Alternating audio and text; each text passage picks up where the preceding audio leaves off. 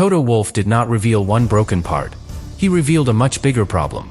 Kimi Antonelli was 4 laps away from saving Mercedes in Barcelona, running second, protecting massive championship points, and proving the team still had control.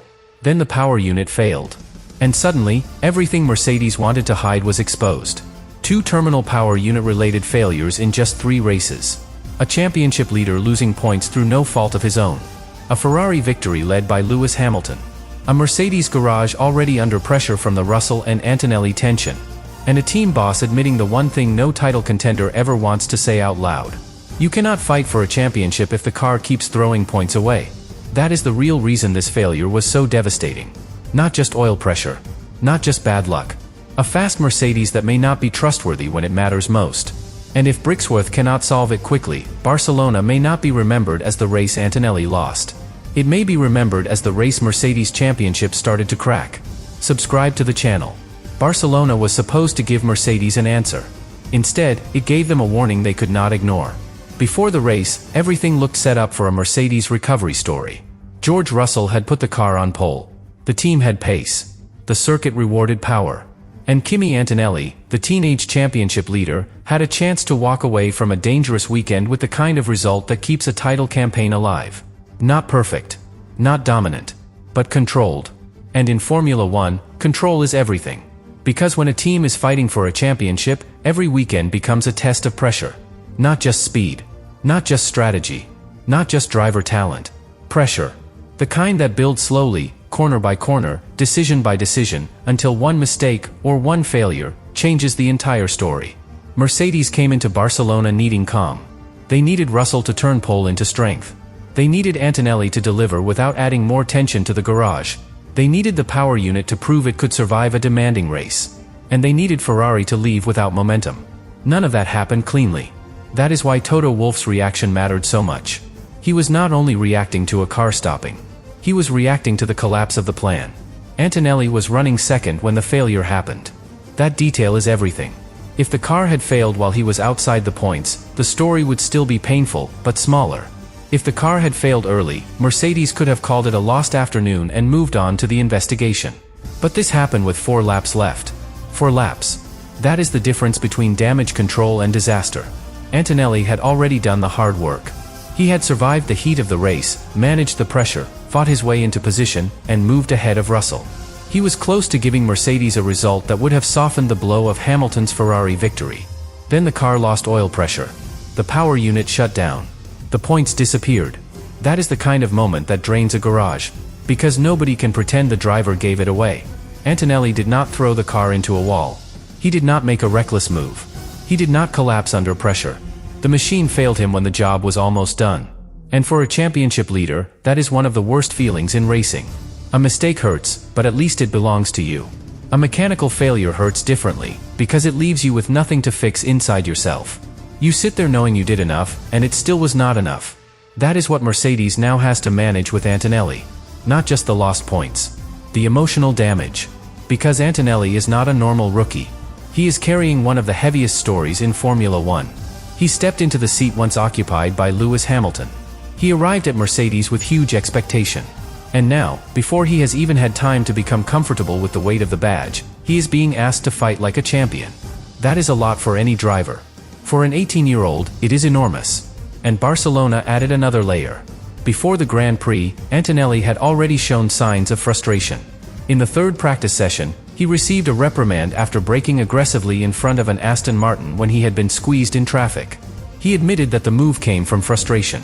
That word cannot be ignored. Frustration. It does not mean Antonelli is falling apart. It does not mean he is not ready. But it does show the pressure around him was already active before the failure. Then the race gave him a much bigger reason to feel it. This is where Wolff's problem becomes human, not technical. Mercedes can send the power unit to Brixworth. Engineers can inspect the components, study the data, and search for the root cause.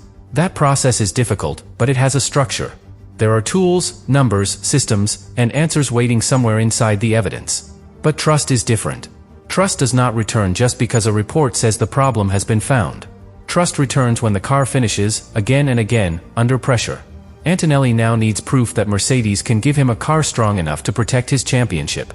And Wolff knows that if the young driver starts to feel that points are being taken from him by reliability, the entire relationship inside the team becomes more fragile.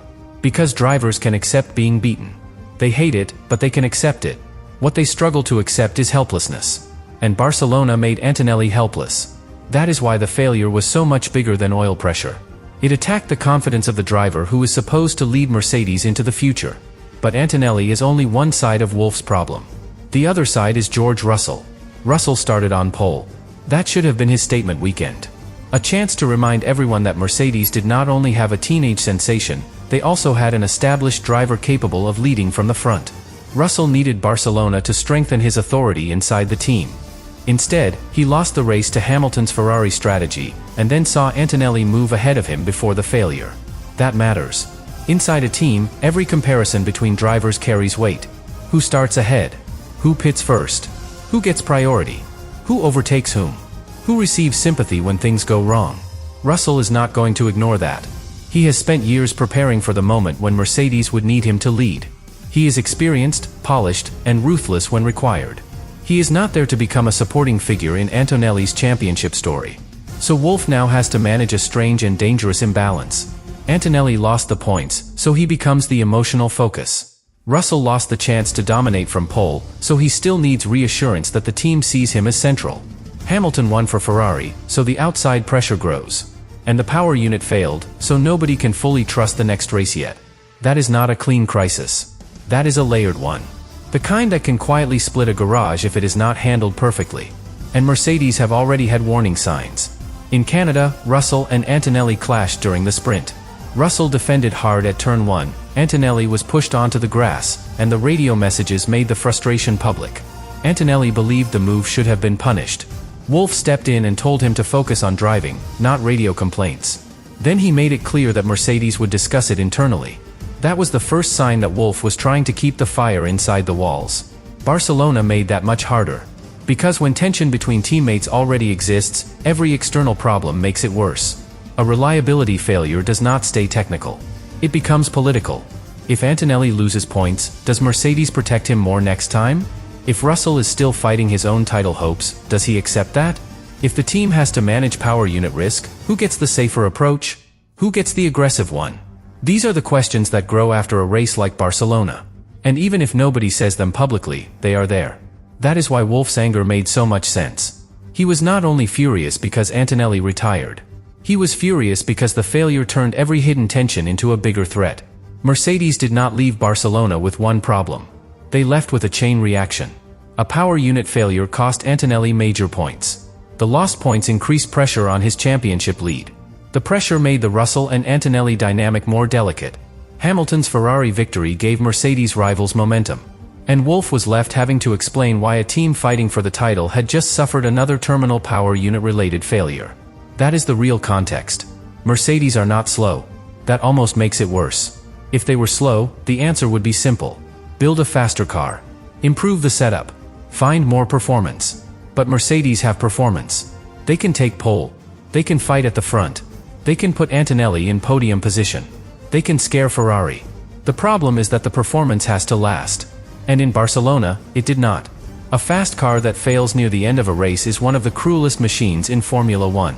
It gives the driver hope. It gives the team calculations. It gives the championship table a shape that everyone starts to believe in. Then it removes everything. That is why Wolff's words were so direct.